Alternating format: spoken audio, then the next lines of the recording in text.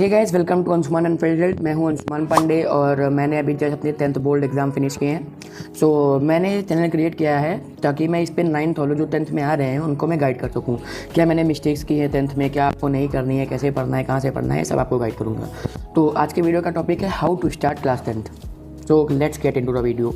सबसे पहले class 10th start होते ही हमें एक चीज़ ध्यान में रखनी है कि हमें पूरा साल कंसिस्टेंट रहना है, पूरा साल पढ़ना है। चाहो तो आप बैच ले सकते हो, चाहो तो आप यूट्यूब से पढ़ सकते हो, मैटर नहीं कर सकता है, पर हमें पूरा साल पढ़ना है।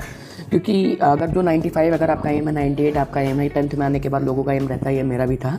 तो अगर आपका एम रहता है तो आपको शुरू से पढ़ना होगा। ऐसा नहीं है कि लास्ट में पढ़ के हम सब कुछ ले आएंगे, नहीं हो पाता है। मतलब अच्छे मार्क्स आ जाते हैं बट जितना आप एम कर रहे हैं स्टार्टिंग से उतना नहीं आ पाता है।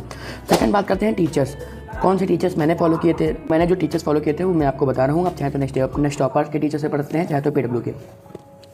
टीचर्स के लिए सबसे पहले मैंने साइंस के लिए फॉलो किया था बायो में समृद्धि मैम को, और फिजिक्स में रक्षा सर को, और केमिस्ट्री में सुनील सर को, और लास्ट में आके मैंने अलग सर से भी पढ़ाई की थी। लास्ट में जो मैराथन लिए थे सर वो सब पूरा। मैथ के लिए मैंने बबुआ सर को फॉलो किया था। बेस्ट है भाई, उनके लेक्चर्स ही काफ़ी हैं, आप उनको देख लीजिए बस। और फिर उसके बाद SST में मैंने दिग्राज सर को भी फॉलो किया था और कुणाल सर को भी फॉलो किया था। आप जिसको चाहें, दिग्राज सर भी बेस्ट है, कुणाल सर भी बेस्ट है, आप जिसको चाहें फॉलो कर सकते हैं। इंग्लिश में भी मैंने सेम डियर सर से लास्ट में पढ़ा था और स्टार्टिंग से मैंने अनुराग सर से पढ़ा था। दोनों ही बेस्ट हैं, अनुराग सर भी बेस्ट है, अनुराग सर से आप पढ़ सकते हैं, काफ़ी अच्छे टीचर्स हैं वो। हिंदी के अध्यापक से मैंने हिंदी पढ़ी थी, एक चैनल है हिंदी के अध्यापक, वो हिंदी काफ़ी अच्छी पढ़ाते हैं। और फिर लास्ट में जो IT AI होता है वो तो मैंने लास्ट में पढ़ा था। शुरू से स्कूल में जो पढ़ा था वो पढ़ा था, बाकी मैंने AI और IT, मतलब मेरा तो IT था, वो लास्ट में मैंने पढ़ा था रीडर्स वेन्यू नाम के चैनल से, पेपर के एक दिन पहले जो गैप था इसमें। अब अपने नेक्स्ट टॉपिक पे चलते हैं। Our next topic is books. कौन कौन सी रिसोर्सेस, बहुत सारी किताबें मंगा लेते हैं हम 10th में पहुंचने के बाद, इतना कोई ज़रूरत नहीं होता है।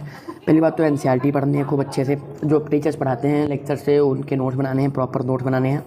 और एक सबसे इंपॉर्टेंट बात कि उनका रिवीजन ज़रूर करना है, लास्ट के लिए कुछ नहीं छोड़ना। सबसे बड़ी मिस्टेक मेरी यही थी, मैंने लास्ट के लिए सब कुछ छोड़ दिया था, लास्ट में सब पलटन हो गया था।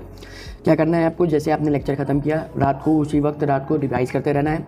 और ये 3 to 5 वाला रूल मतलब आप कर सकते हैं कि हर तीसरे दिन पे या दूसरे दिन पे या 5वें दिन पे आपको रिवाइज़ करते रहना है, उसको छोड़ना किसी चीज़ को नहीं है, रिवाइज़ करते चलना है। रिवाइज़ बाद में बहुत बर्डन हो जाता है।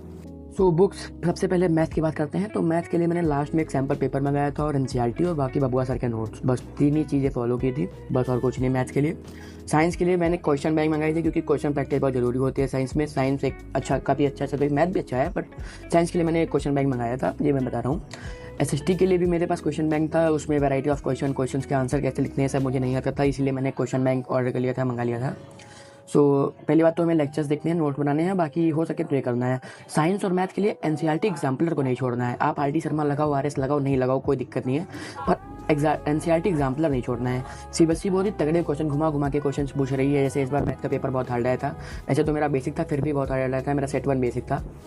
मैथ का पेपर हार्ड आ रहा है तो उसी हिसाब से हमें तैयारी भी करनी है। वैसे तो बबुआ सर कराते हैं उसी लेवल का तैयारी, काफ़ी अच्छे लेवल का तैयारी कराते हैं, बट आप चाहो खुद से प्रैक्टिस करना चाहते हो तो क्वेश्चन बैंक परचेज कर सकते हो अगर चाहो तो, या फिर NCERT एग्जाम्पलर तो सबसे इंपॉर्टेंट है।